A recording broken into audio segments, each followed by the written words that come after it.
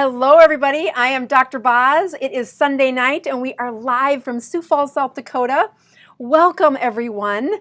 I am very excited about this lecture I'm about to share with you. I have been working with one of my assistants who is way better at animating and drawing than I am. Billy and I have been working on the cholesterol talk for a while, and there is a lot of this that gets shared in my upcoming book that I am working on.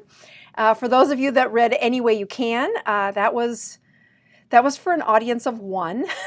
That was a book that I had written little lessons for my mom as she had gone through cancer and was struggling with cancer.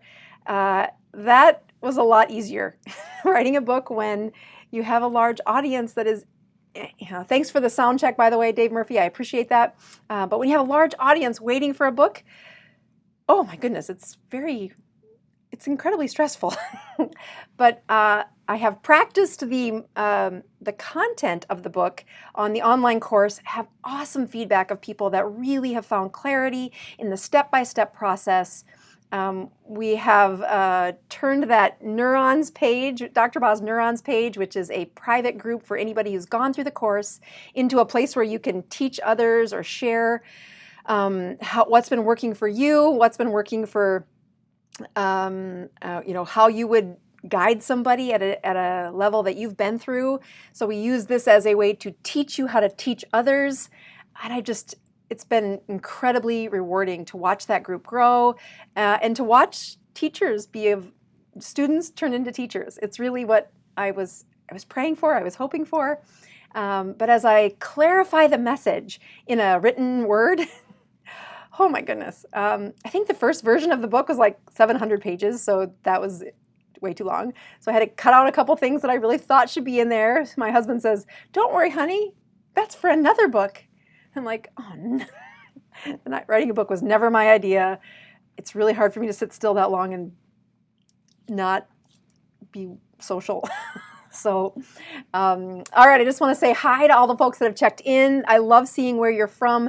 I also really appreciate the folks giving me a sound check because, this is not a highly produced show. This is just me and Jack working on all the glitches and trying not to have any anymore. But one of the things that have come through when I get to this phase of the book is that I am going to invest in a computer, which I've been putting off for almost 9 months because so much of my book was on my computer. And this lecture tonight was a big part of just how do you roll this out? How do you teach this in a way that it's really easy for cholesterol lectures to get into the weeds. And I think this is a great example.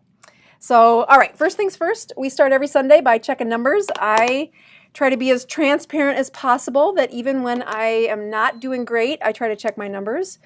If any of you have been following me on Facebook, this is not Instagram, but truly Facebook. I did a live video last night with my son who agreed to taste fermented liver with me. It was incredible. All right, this is my ketone. Just going to give you some lessons on how to do this. You see that little blinking drip of blood, and it's a purple strip. That just says we're going to check my blood ketones. Blood ketones take 10 seconds to measure, whereas the glucose only takes about 5. So we're going to try and not poke me again, but really get a good measurement here coming. Hope I have enough there. I don't know if that's going to be enough blood. Hold on. My fingers are just a little bit cold. All right, so let's try that. Might not be enough. Oh, it's not going to be enough. All right, I'm going to have to poke again. Sorry. For those of you that commented at the first part saying you were late, yes, I actually pushed the button right at the top of the hour that said start recording instead of start streaming. So that was the second time I introduced the night. All right, so now here we go. Much better. So this is 5 seconds, and my ketones, wow, are at 2.2. And I'll tell you, and a glucose of 86, if somebody could quick do that ratio for me, I have learned carefully never, ever to do long division on live streaming. But we'll check it at the end of the show. I am going to drink my new flavor. I have, about a year ago, I said, okay, we have to have something besides raspberry and strawberry for flavors. We went taste testing with my kids and I and my local keto group that meets every Friday. So we decided on 3 flavors that made the cut. One was a really rich chocolate, not kind of like that milky chocolate that I actually don't like. So that's a Dutch chocolate, and I was able to get that to market about, I don't know, 5 months ago. The next one was my pet project to support the wrestling team here in my son's school, which is with cucumber lemonade, and that might sound not great, but really is refreshing. It got rave reviews from the group as well as the wrestling team, and I'm really looking forward to coaching or helping the coach teach metabolic health to wrestlers so that they don't make weight by spitting in a cup or something silly. But this is the one that was truly, I love this kind of fall flavor, which is it's called Mexican chocolate spice. So it has a little cinnamon. It's a good rich chocolate. It's got a little cinnamon, a little capsaicin in it, but I like it. Again, ketones are not for everybody. This is meant to help you if you're struggling, if you're trying to get a higher production of ketones in your measurements, especially if you're doing this for some health benefits and you're really trying to hit a ratio. I've needed to use it with several patients to get them where I need them, and especially if you've fallen off the wagon. This is a great way to do it. Now, I've been pretty good the past week, and somebody wrote in last week saying, I wonder why your ketones are so high. And I don't check every day anymore. I try to check when I fast. I try to check when I'm on this live show. That was a Dr. Boz ratio of 39, so thank you for saying that. But the process of checking, sometimes I just forget. So with this product, what you're really trying to do is spark ketones when ketones are in circulation in your system, and this is a ketone salt, very easy to absorb. You can measure these ketones within about 15 minutes of drinking them. When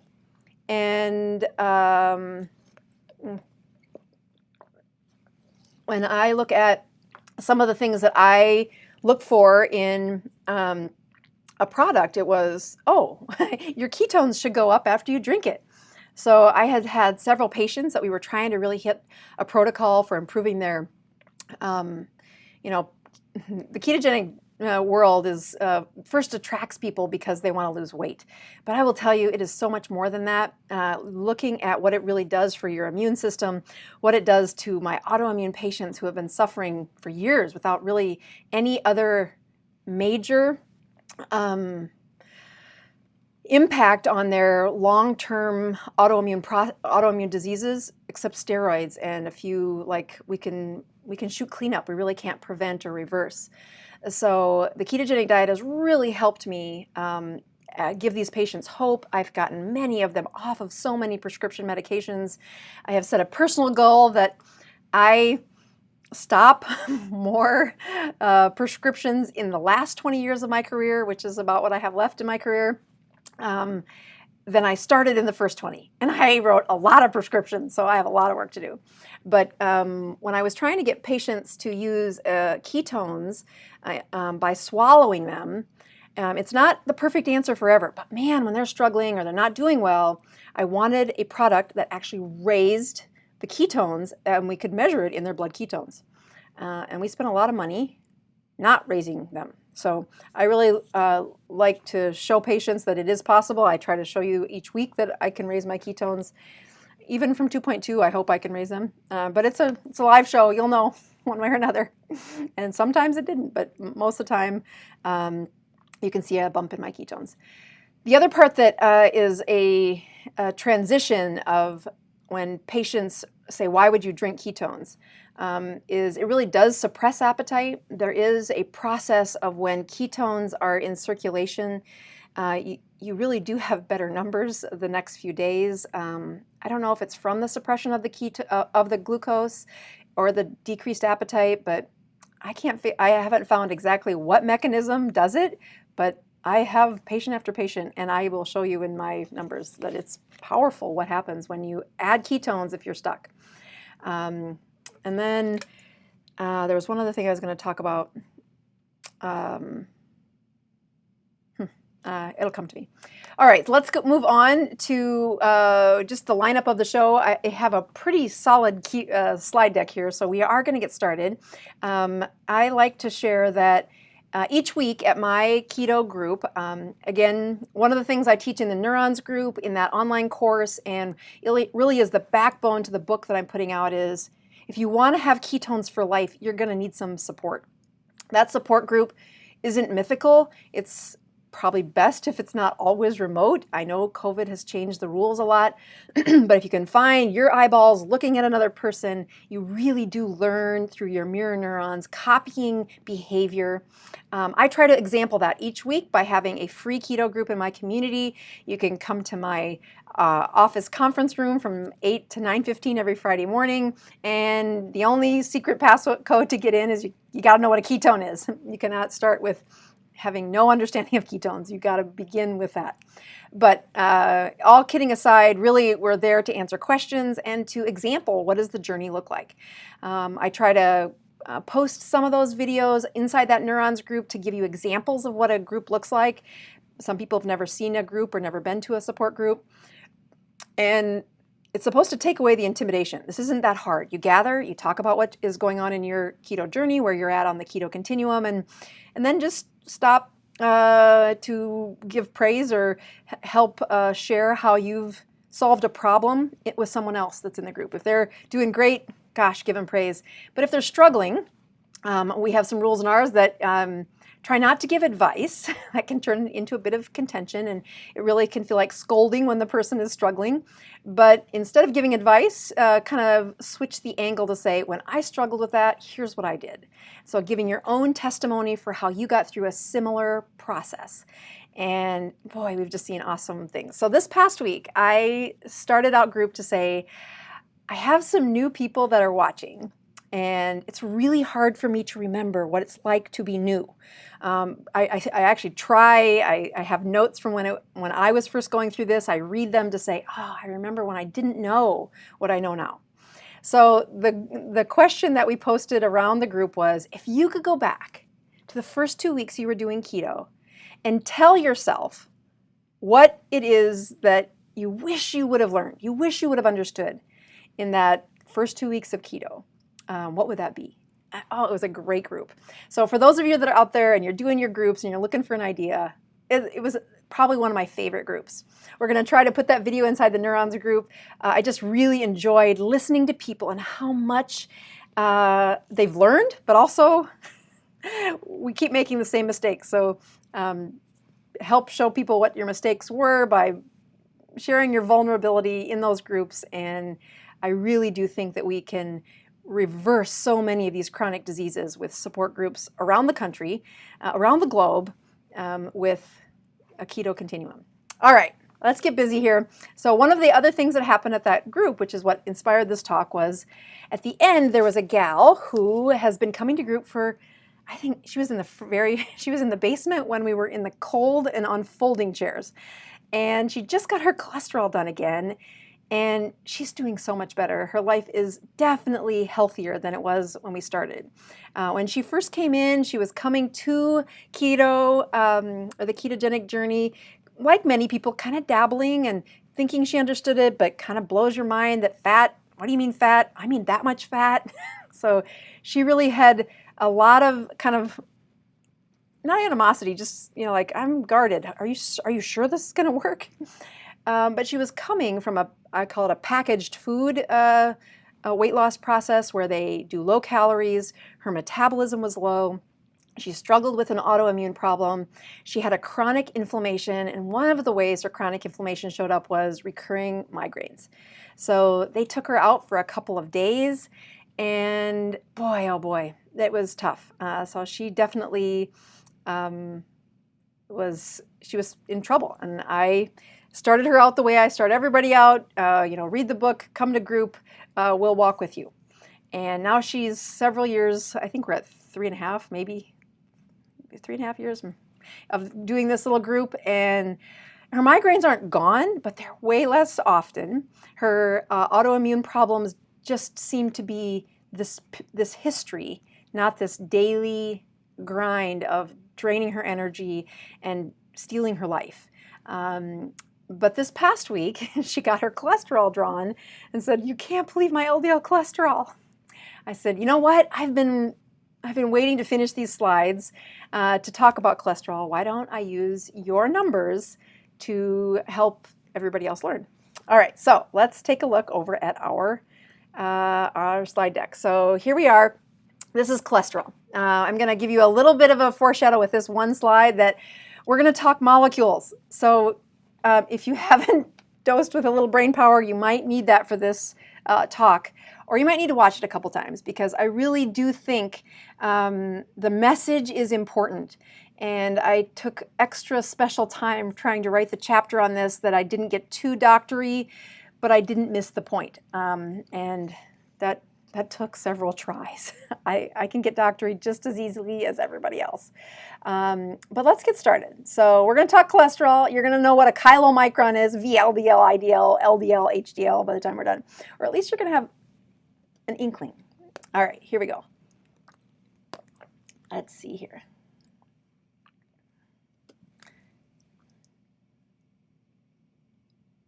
Maybe. There we go. Okay, so this is our chart. We're just going to start by looking at a cholesterol panel, and we're going to look at our patients. She is north of 65. I can't actually remember her age right off the top of my head, but she looks great for that age, by the way. So 2013, she did have her cholesterol drawn, and she didn't have terrible cholesterol then. If she would have been in my clinic, I would have looked at a couple of numbers that you can see are very good, and said, yeah, there's a lot that cholesterol teaches you. When you have a profile like this, we are first going to think about inflammation. But, you know, total cholesterol of 246 is under 300, and her LDL cholesterol is under 200, so they probably wouldn't have said much about her need to take a medicine or a statin. But she did not feel well. Okay, that was the phase before keto, when lots of troubles were going on. Well, now we're going to fast forward about 4 years, and she'd been doing keto a couple of years at this point.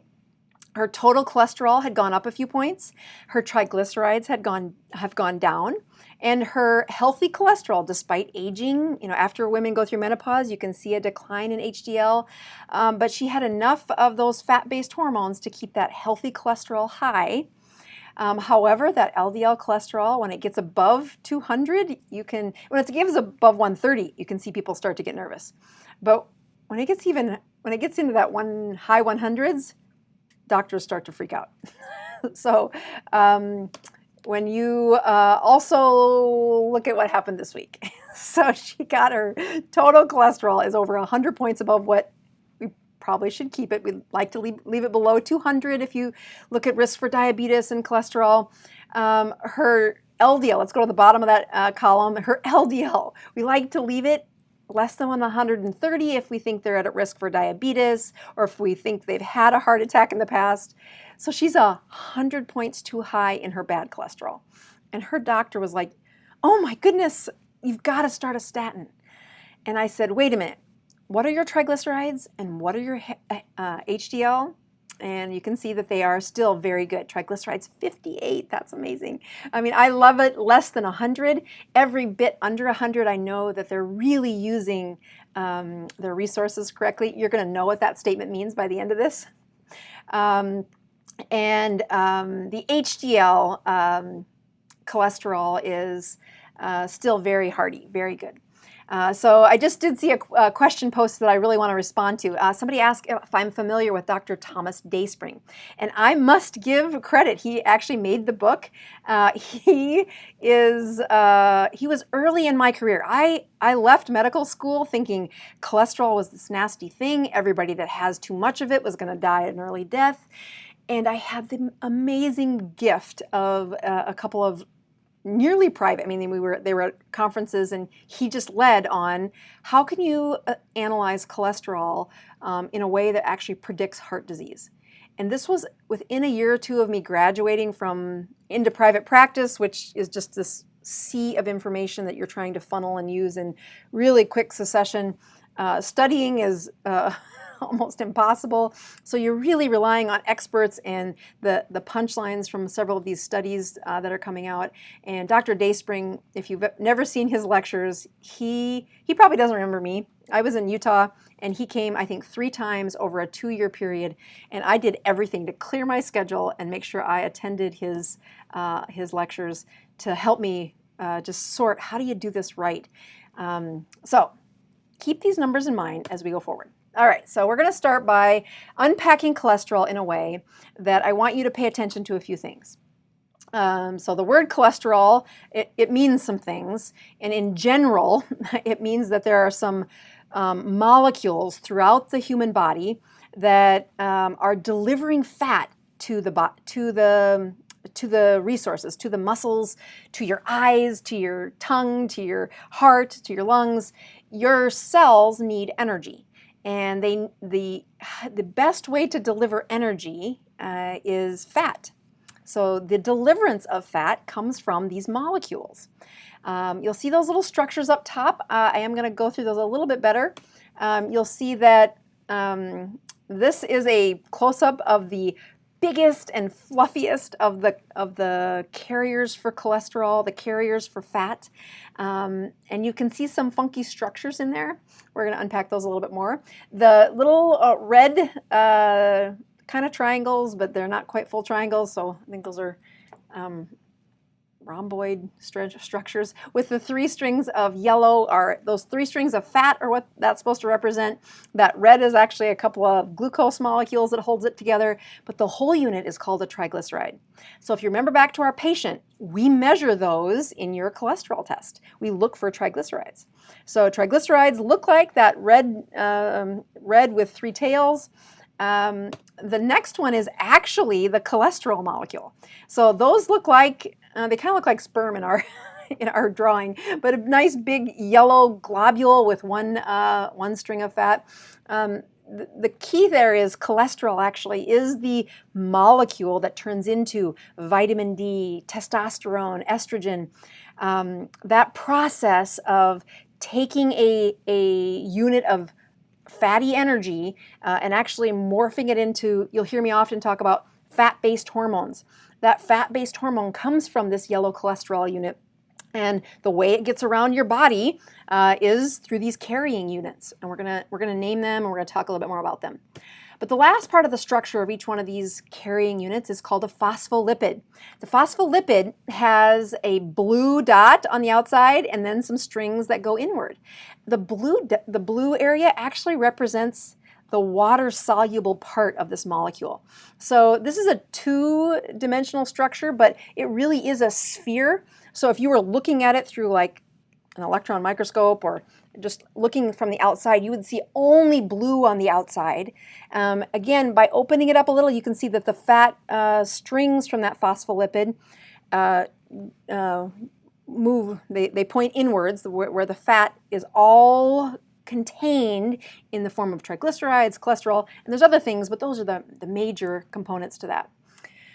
So we're going to start with the biggest molecule called a chylomicron. You're going to see that the tag, the ribbon that kind of laces around the outside is called ApoB48. You don't have to remember that, but just know that it's going to be different from some of the other ones. It's how the body recognizes what is inside those blue molecules. And that ApoB48 is it's our fluffy molecule carrying fat around.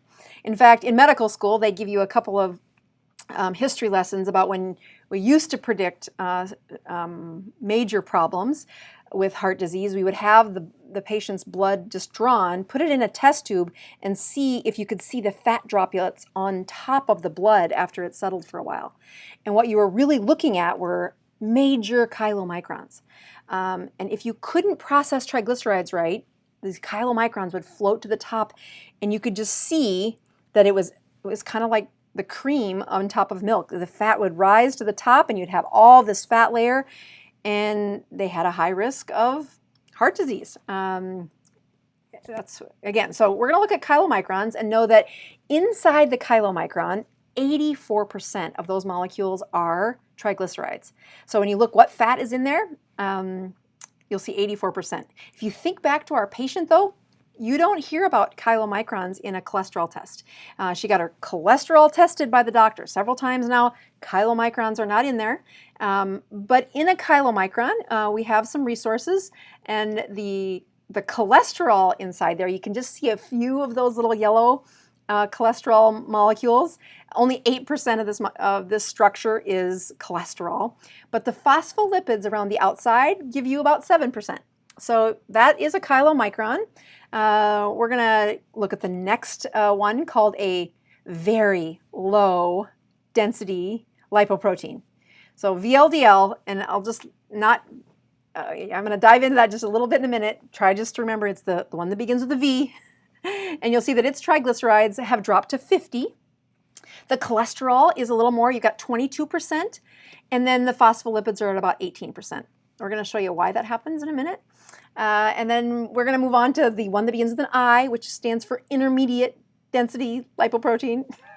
This one also, like the VLDL, has an ApoB100 tag on the outside. The triglycerides are only 30% by now. You can see a lot more of those cholesterol relative to the triglycerides. You've almost got 30% of those.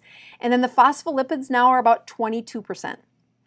So the next one is, again, our LDL cholesterol. So that what was on our patient's, her panel, right? Her LDL cholesterol was, in the end, over 300.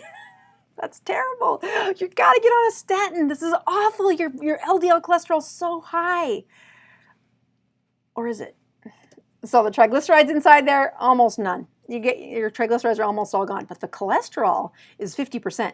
And then the phospholipids on the outside are still 20%. Now you can see that doesn't add up to 100% because there's other things going on, but those are the three particles we're really caring about. When it comes to HDL, HDL has this other tag on the outside. This is our healthy cholesterol. This little fella is also found on your cholesterol panel, and it hardly has any triglycerides, but it does have a lot of cholesterol, 30%, and then the phospholipids again, 30%. So it has a lot of similarities to the LDL cholesterol as far as percentages, but it's got a different flag on the outside. Okay, so you should be thoroughly confused by now, but we're going to save you. All right, this chart may look, you say I'm not supposed to get doctory, but I'm really trying to show you this is why we lose patients' attention span, because we are speaking something that I wish we could scrap this whole plan and talk a different language. But medicine is about the trials and studies, and there are so many studies looking at the different levels of proteins behind cholesterol that we're going to talk this language for another 100 years. I swear. I don't know how it's going to change. So I'm just going to show you the pictures. We've already gone through these: chylomicron, LD, or VLDL, IDL, LDL, and HDL. And then I'm going to show you density. So this bothers me so much. So when you, oh, actually, it's going to go this way. I'll do density when we get done. So looking at chylomicrons, they are the fluffiest. They're the least dense. Their density is less than a gram per milliliter. So that's why when we looked at that test tube, 100 years ago in medicine, we could see those things float to the top. They've got lots of triglycerides in them. If you look at the chart over there, the triglycerides are 84%. When you look at the VLDL, that's a little heavier than the chylomicron, and its diameter is much smaller. Chylomicrons are big and fluffy. Like, I couldn't even make them as big proportionally because they wouldn't fit on the slide. But they are much smaller. VLDL is much smaller than your chylomicron. Remember that its lipoprotein has changed too. We're at ApoB100 now, and then the percentages have changed a little there. Your IDL gets a little heavier, and then those are the percentages. Your LDL gets even heavier. If you can see those ranges, the density is saying, okay, the chylomicrons are fluffy. And then we've got very low density lipoprotein, intermediately dense lipoproteins, low density lipoprotein, and then we've got high density lipoprotein. So what does high density mean? It means heavy. It's really dense. It's small and like a rock. But it has a different tag on it. So it doesn't even play this game. It does actually have a protective factor. We want that HDL to be high. but it's like a different molecule altogether. However, that VLDL, IDL, LDL, those turkeys are very similar. And we're going to show you why everybody gets so confused. All right, so this is an overview. We're going to talk about how the liver is where cholesterol leaves. It's where fat gets packaged. These molecules come out of the liver. They have certain tags on them, and they then give away a bunch of resources and come back to the liver. It's supposed to be a cycle. So we're going to go through that. So here's our beautiful liver. You'll notice it's smooth. There's no extra sugar on it. There's no fat. There's no lumps. It's a beautiful liver. Why is it beautiful? Because the insulin is normal. This is not a high insulin patient. So we're going to take our beautiful, shiny, perfect looking liver, and we're going to show you that when the exit out of the liver is a chylomicron. So this beautiful package, you can see all the blue water molecules around the outside, and there's so many red dots inside there because it's filled with triglycerides. Now remember, our patient's triglycerides were low. They were good, 60s, 50s. She gets A+ on her triglycerides. And why is that? Because in her chylomicrons, they left the liver with their duty. Their duty was to supply energy, specifically fat energy, to the cells, which keeps them healthy. It helps them repair from cracks or damages or even DNA or radiation damage, aging damage. It needs the fat to do that. So this chylomicron, we're going to pretend it's going to dump it off in a muscle cell. So this is my picture of a muscle cell. And here come those triglycerides. They leave the muscle cell and they go into, they leave the chylomicron and they go into the muscle cell, and the muscle says, oh, thank you. That's what I need. And then it'll take even some extra triglycerides and store it in case it needs it later, because sometimes that chylomicron doesn't come around as often. We have backup plans for when food isn't delivered as routinely as it's delivered in America and most of the world today. So as that chylomicron, as you study what it does, along the bottom there you can see that the triglycerides were 84%, the cholesterol was 8%, and the phospholipids were 7%. So there's just a repeat of showing you that those triglycerides leave the muscle cell, and as they leave the muscle cell, those triglycerides leave the chylomicron into the muscle cell, and as they do that, the percentage of triglycerides got smaller. So now we call it a VLDL. Now you'll notice that the ribbon just changed on the outside of that. It now says ApoB100, but the triglycerides are down to 50%. And by definition, the cholesterol rose inside that little delivery unit, and so did the phospholipids. It didn't give much of that at all in most cases for muscle cells. It delivered the juiciest, the most coveted fat inside the body, which was triglycerides. So that VLDL emptied out those resources, went into the muscle cell, and said, oh, look, I even have a new tag. So as the VLDL, it does the same thing. It gets rid of triglycerides, saying, oh, I have a bunch of those. Half of my carrying unit is triglycerides. Let me give you some more.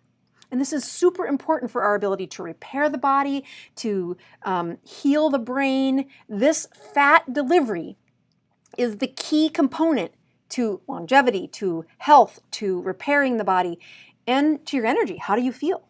You take triglycerides, and in the liver, they are made into ketones.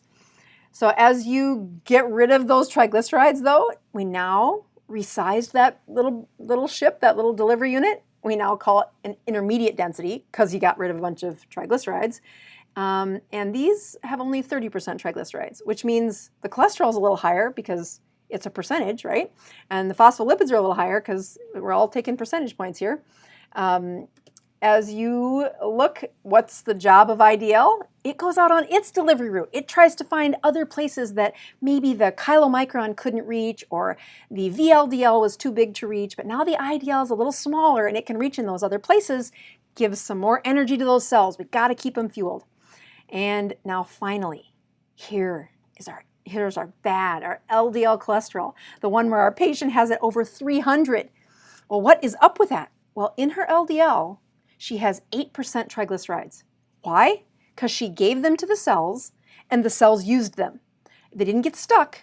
They actually delivered them to the cells, and the cells burned them as energy in the mitochondria. Her cells felt better, her immune system was stronger, her brain was healing because she got rid of the triglycerides. She dumped them off where they belonged. And of course, when you look carefully inside her LDL cholesterol, it's 50% cholesterol. It's those blue water molecules with the yellow tags, phospholipids on the outside, that's 20%. Only 8% are the triglycerides. All right, let's just kind of recap here. This is super important. If you don't get this, the next part's not going to make any sense. The LDL, it resolves, it goes back, it recycles back into the liver. Once it goes, your emptying agent went out into the world of the body saying, who needs energy? Who needs repair? The Chylomicron delivered triglycerides, the Vldl delivered triglycerides, the IDL delivered triglycerides, and I'm missing one of them. Oh, VLDL, IDL, no, LDL. The LDL doesn't have any triglycerides left. Oh, it needs to go back to the liver and be refilled back into a chylomicron. So its job is to recycle. So how much of it is in each drop of blood depends on, well, how much is being returned back into the liver. So let's do that quick. Here comes that chylomicron. This is again our healthy patient. The chylomicron gave off a bunch of triglycerides. There they went into the muscle cell. Then it became a VLDL, and off went some triglycerides. Enough triglycerides that it's now an IDL. The IDL has higher cholesterol, higher phospholipids, less triglycerides, but watch, its job is to give triglycerides away to the body, to the brain, to the body, to the heart. And now you have your LDL. And he's done. He doesn't have any more to deliver. He needs to recycle. So in healthy people, maybe it delivers a little bit. It can give off a few triglycerides there. But its main job is to recycle back into the liver. And when it does that, you live happily ever after. All right, so how do you know if you're recycling your cholesterol or not? How does our patient know? So let's compare what this looks like when it's the opposite. And by opposite, I mean it's high insulin. That their insulin state is on overdrive. Sometimes, looking at some of the studies, it can be 15, 20 times higher insulin than a healthy patient. Our patient has a healthy level of insulin. I know her well. She has a healthy level of insulin. What we're going to watch is, look what happens to that liver over that time of insulin, is that it becomes, you can see it becomes gnarly looking. Now, it almost looks cancerous, but that's kind of what, when you go to autopsy and you look at fatty livers, or you look at livers that they bathe in insulin, they have this kind of gnarly, go Google autopsy of fatty liver and look at the picture of a liver that is been bathed in insulin for too long. It's not pretty, it's not shiny, it's gnarly. So here we are, back to our story.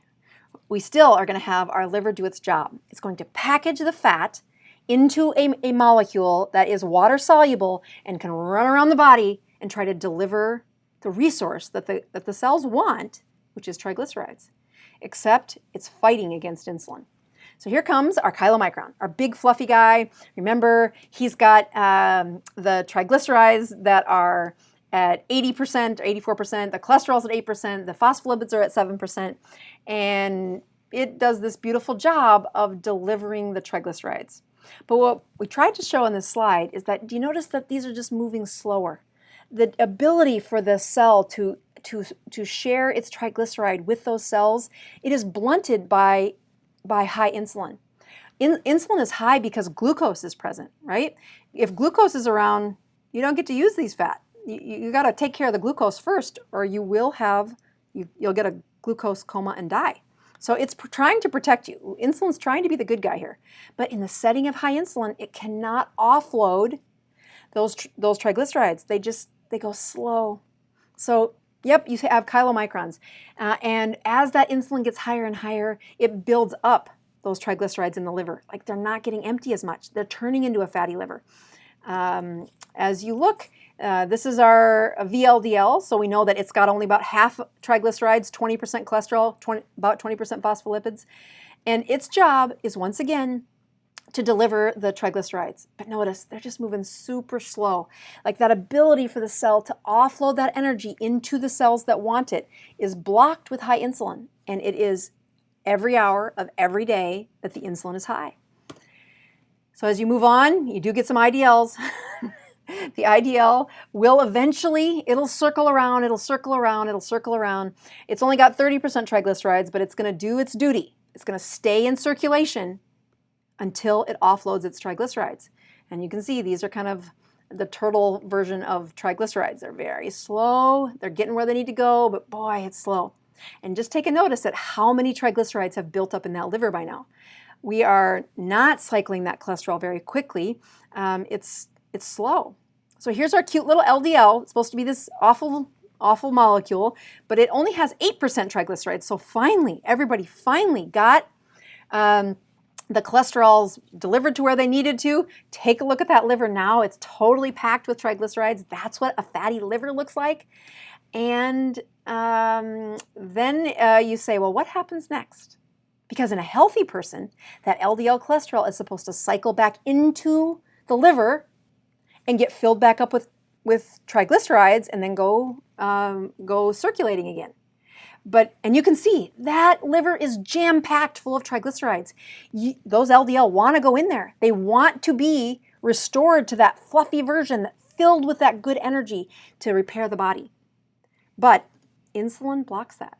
As those LDL keep building up, they can't get in. The door is closed. They cannot get into that cholesterol and recycle. And the higher the insulin gets, the longer they circulate in the body, those cholesterol units become oxidized. That sounds like good, like it becomes oxygenated, right? No, this is not good. When LDL cholesterol gets oxidized, it essentially turns that ApoB100 LDL cholesterol into a bullet. And that is the kind of cholesterol that is absolutely deadly.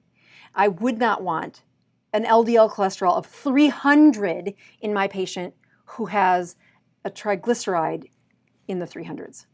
The amount of triglycerides present are going to teach me, oh, how well is she recycling? How well are they dropping off the fuel and burning it through those cells?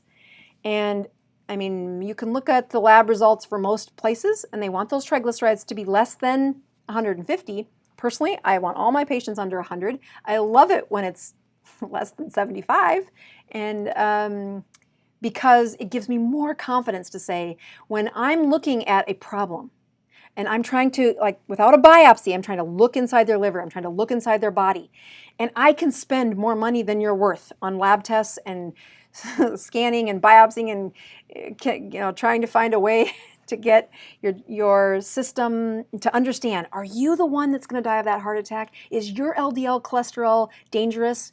And what I'm really looking for is, do they have a bunch of extra glucose hanging out in their blood system and in their liver? And again, you can check that with your own, you can check morning fasting blood sugars.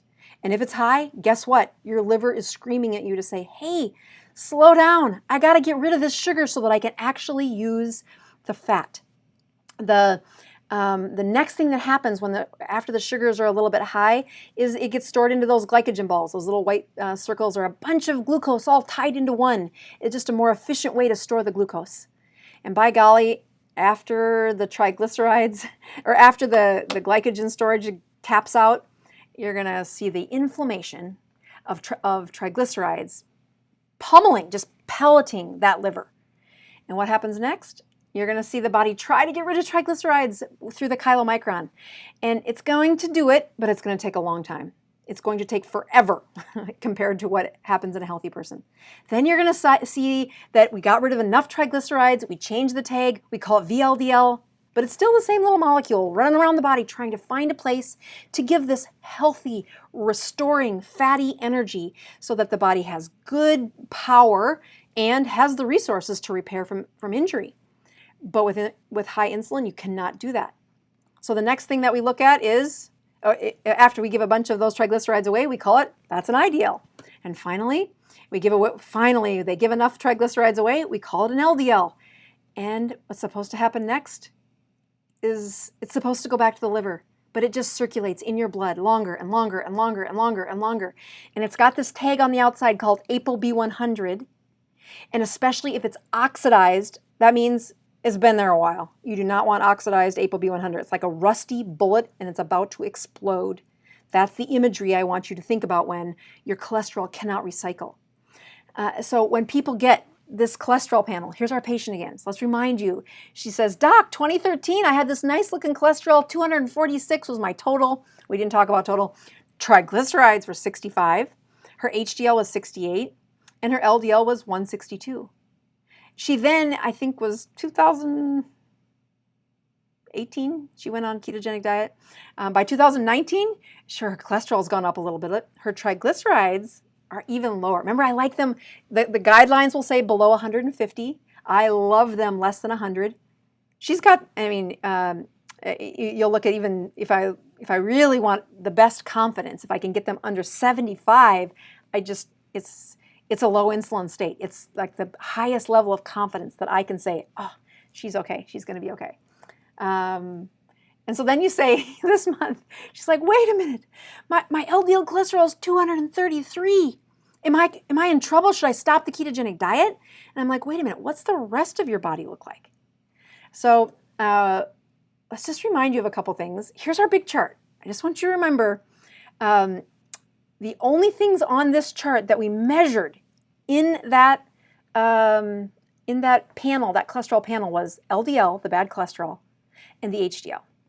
Okay, the rest of this journey is blinded. We do not know it, we don't check it. We have to guess based on some other things.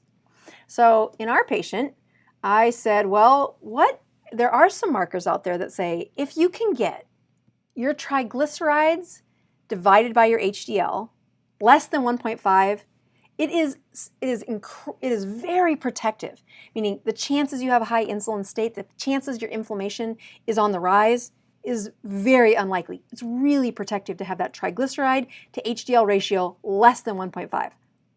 And it's not another stinking test. I mean, I can test you until you're broke. I put the milligrams per deciliter on there, but if you're not from America, which I'm so blessed to have a lot of people that watch me not from America, you can use millimoles per liter, take your triglycerides, divide by your HDL. It should be less than 0.65. And if you're below that, you win. You have, at least this marker is protective.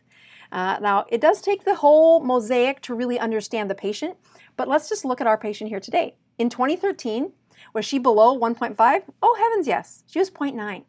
And since she's been on the ketogenic diet, she's been 0.75 and 0.89. Again, very good signals that she is in a zone that I'm not worried about dying of a heart attack. I worry about lots of things, but let's look at some other things that help me with even more confidence of this patient. Okay, I see in the comments a couple of people saying, what about our vitamin D? What about our A1C? I just want to say, you guys are the best students. That's exactly where you should go. These are cheap, these are easy, and you probably already have them in your lab reports.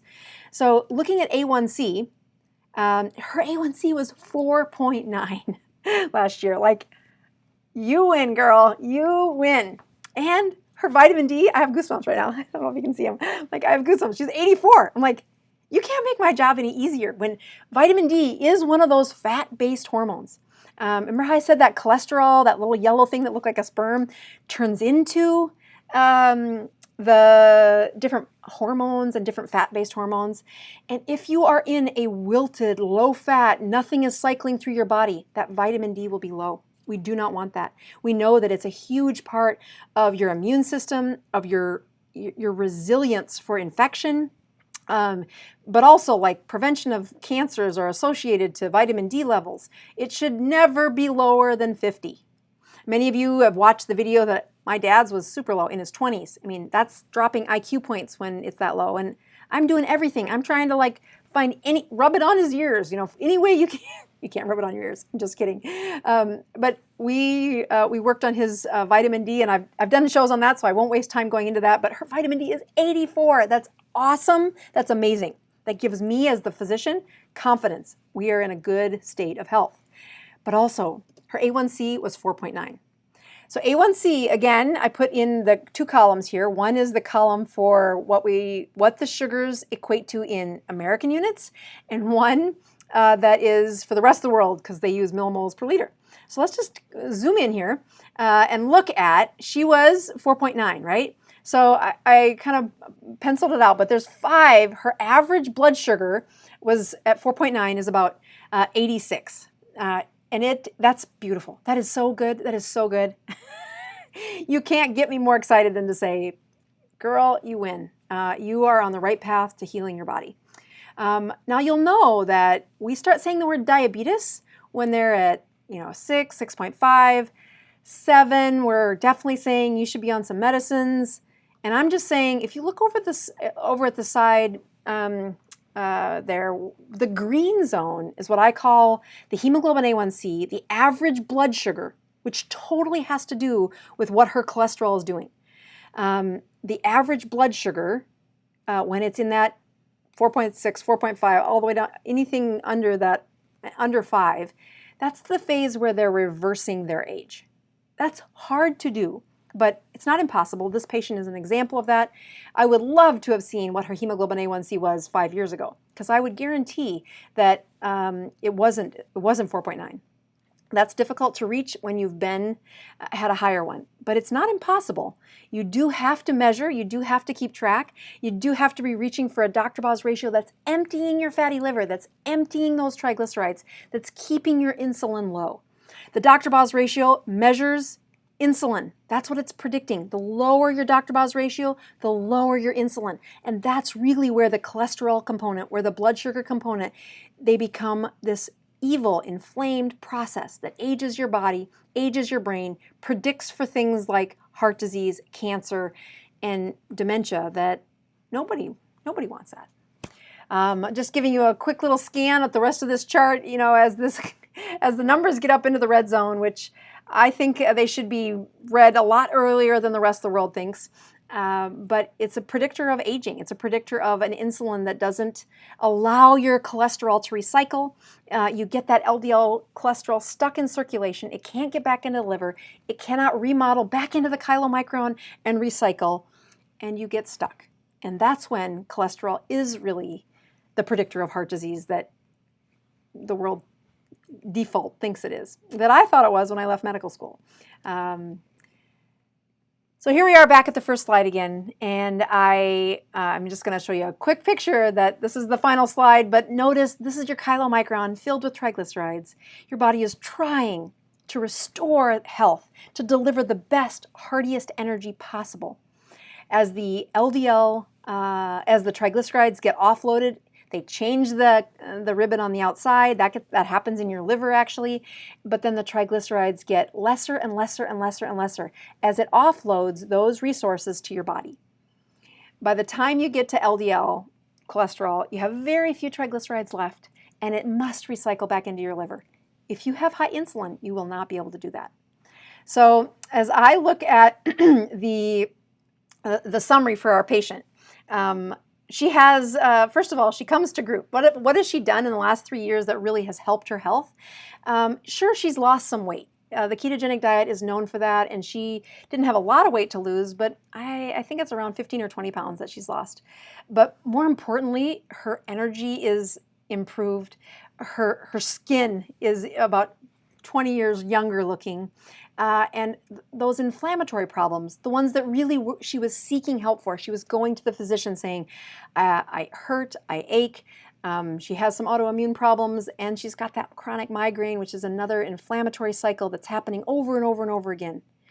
She didn't magically get that to go away one day, but as she dropped her carbs to 20, really worked her way through that keto continuum, and then became accountable. She comes to group most days. Even during COVID, she zoomed into our little group and really stays accountable with this community of people saying, you don't need to have a big bill from the doctor. What you do need is a team of people trying to help one another. And you can see in my hour, I think I've had like 2 sips of this. Oopsie. All right, so I just want to say thank you to the volunteer that let me use her data tonight. She's been a blessing in our group, and she's done a few other things that really do inspire her, that I would have you follow what she's doing. She took the class, the online class, even though she's in my local community. The online class allows her to be part of that neurons group. Again, constant level of coaching by other people trying really to do this in a methodical, science-based way. That circle of support and that place to answer questions, that's where you really hone in a skill, is when you're helping someone else. But also, if you're not ready for that, you're asking questions. That's another place to do it that is really rewarding. You'll notice that in the show notes you can click and join our neurons group. That is what the book is coming out for, so know that when I get through all this process, I will you will be able to buy it in a book form, which is much cheaper. So let me get the live chat. We are almost at the top of the hour. I know that was one of my longer lectures, but I really enjoy talking about cholesterol, and I get a lot of questions about it. I tried to put that in a way that hopefully I didn't lose my audience, but also in a way that you can see there is so much more that goes on behind the scenes to a cholesterol process than just what is your total cholesterol? What's your LDL cholesterol? Oh my gosh, it's over. Hers is over 300. You better be on a statin. There's a deeper level of conversation there, and I would encourage you to learn more about that either through some of my YouTube videos. If you don't like pecking around and finding all the videos and searching, some people love that. But if you want the most precise, methodical, no nonsense, here's the plan. That's what that online course is for. It just saves time and efficiency, and I think it welcomes you into a community of people that do some pretty great teaching.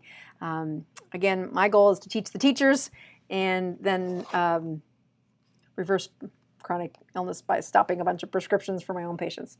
All right, we're going to test my numbers at the end, and I don't know how it's going to turn out because I didn't drink. In order for BHB to actually get in, you must drink it. I didn't drink it very much today, so I'm sorry about that. All right, let's just put the strips in. While I do that, I'll take a look at, so let's see. I have a couple folks giving me some encouragement to say, give this video a thumbs up. Yes, I really do try to, YouTube is not my full-time profession. I just do this in hopes to educate people, but your help by sharing videos and giving them a thumbs up is always welcome. I also know that your comments help me. I think it's odd to sit in a room without anybody. Here is me checking this one. Again, you can see it's blinking away right before I check it.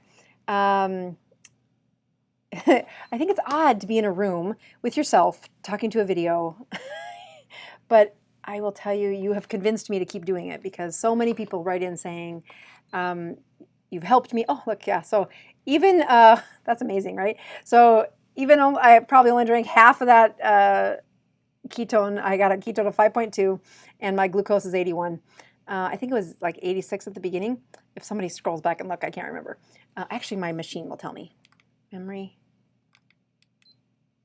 Yeah, 86 before. And then, see, 81 now. So I will also say that some of the other folks that wrote in had wanted to know how was my metabolism doing so well. I really think the sauna has helped tremendously. I used to be great at working out.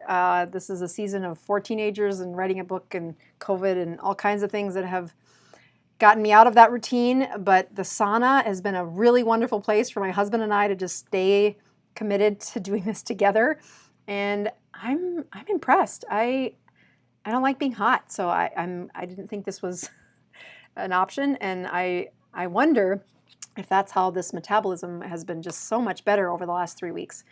All right, so I'm going to do some of these questions quick. Let's see. Lots of praise for the explanation. That's really nice to hear that. And then a few of you commenting about how the, yeah, actually, you guys are answering each other's questions. It's great. When you look at, there's a guy out there named Vincent saying, I think I may have damaged my metabolism by not eating enough. So eating enough, so I'm storing fat. It was not intentional. How do I fix this? I'm just not hungry. So again, when people get, this is really why, and Vincent's commented on several videos. He usually checks in on almost all of these. When you look at people who say, I just need to eat more fat, there is a component to that. And the gal that was in this example tonight was one of those stories where she came into the ketogenic world on a low-calorie, very turned-down metabolism. And getting that system to rev up again, it can be a challenge because we need two things from fat. The calories are one thing, so that will awaken some of those mitochondria because you now have calories. In that low-calorie setting, you just turn more and more and more mitochondria offline. So their energy is low and they stay stuck there. But with adding fat back in, not only do you have a return of turning on those mitochondria, but that little cholesterol thing that turned into vitamin D, or the cholesterol that turns into testosterone or estrogen or norepinephrine, these fat-based hormones are what make us feel good. Satiety is another fat-based hormone, cholecystokinin, that turns off our hunger.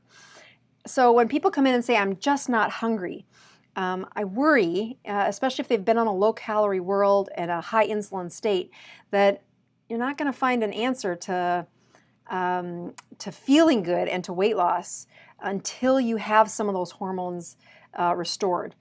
So I challenge people, especially if you go back to that keto continuum at the beginning, I'm very adamant that you do not count fat, you do not count calories. You only keep the carbohydrates less than 20.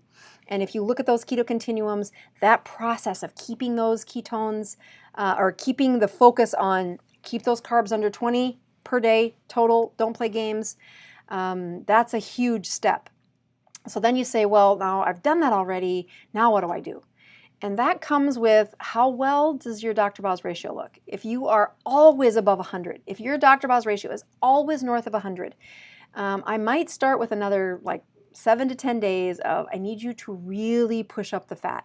Your body, especially if it's already been kind of charged once, you've already kind of surged and awoken some of those mitochondria first, you can really find that a 7 to 10 day period where you really focus on having a good quantity of fat. Like, don't be stingy on those calories. Don't, and then keep those carbohydrates less than 20. So go back to your chronometer app, really track that out.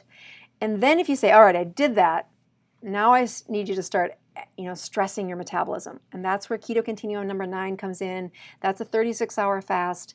It needs to not just be done once in a lifetime. You got to find a rhythm that fits into your life. I really do a good job of explaining that in the course. And the book tells a really good story about how our patient, our story, uses that process. All right, we're going to do a couple of other questions here before I have some people saying, okay, so here's another person saying, how do you interpret the omega-3 report? So the omega-3, I actually thought about adding that into this lecture, and in the book I tried to put that, but this is how it turned into 700 pages though. So some of it made it, some of it didn't. But those blue linings around the outside of your cholesterol, that water soluble with the strings that went inside the molecule, that's what we're measuring. And those come from fish and omega-3 and omega-6 and beef and and then trans fats. So the two reports that I really care about on omega-3 are, what are your trans fats? And they should be less than 1. They really should be less than 1. And what are your omega-3 and omega-6 fats? Omega-3 is my favorite one to look at. Omega-6 is pretty easy to get plenty of. But you want your omega-3 to be close to 8, 9, 10. Now, I'm not. I don't eat a lot of fish, and it's something I'm working on. I even tried eating liver. I don't know that one bite of liver is going to do it, but it is something I'm working on. But I'm also measuring it, and those are the kinds of things where we really can predict heart disease by looking at your omega-3, keeping those trans fats low. Really, really important. So the really two things I look at on those omega-3 indices are, what is your omega-3? The closer to 8 you get, the better. And what is your trans fats? Get them below 1. You got to order at least the $75. If you order the $50 test with omega-3, you're not going to get your trans fats. You got to order at least the $75 packet. If you go to 100, it gives you a better analysis. I think that's interesting. I also really like this company because it lets you order your own tests, which I think is super important. So I'm going to do one more answer here. Does keto cause cancer? Is what Megan writes in. And I'm just going to say, if you're asking that question, you have not read this book and you haven't listened to the audiobook. So I would love if if you would help Megan, because it really is transformational, this book, and it's a gift from God. As I write the second book, I keep thinking, how in the world did I do this the first time? And I really believe it was a gift from God. That picture on the front is my mom, she had cancer for 10 years. That's my son giving her a kiss on a chemo day. And by the end of this story, that's my mom. And you can see she looks younger, she looks healthier. That was 2018 when we took that picture. And it was like February 2018 when we took that picture. And she is now 76 years old. She looks even better. She's part of that neurons group. If you want inspiration that you think you're too old, too far gone, too cancerous, too fat, find a reason why you can't do keto. She's a great inspiration. She's my inspiration. So this is the book that I wrote first. These were the love notes I wrote to my mom to say, here is the ketogenic diet. Here's what we're doing. I wasn't writing a book. I was writing her little notes and little lessons on how to translate this advanced science into a language she could understand. My favorite part of that book is the audio book where I read it out loud, and you can just, again, it's a gift from God. I don't know how to reproduce it. I'm doing my best to write another book that is, again, very impactful, a story of someone's life who gets changed while using the process and protocol that I use in my patients today.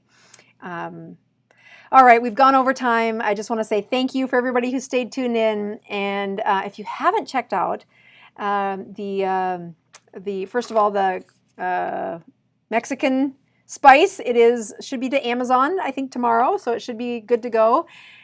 And if you haven't watched Facebook's liver video, it's quite a sensation. All right, I'm signing off. I'm Dr. Boz, improving your health, one ketone at a time. We'll see you next week.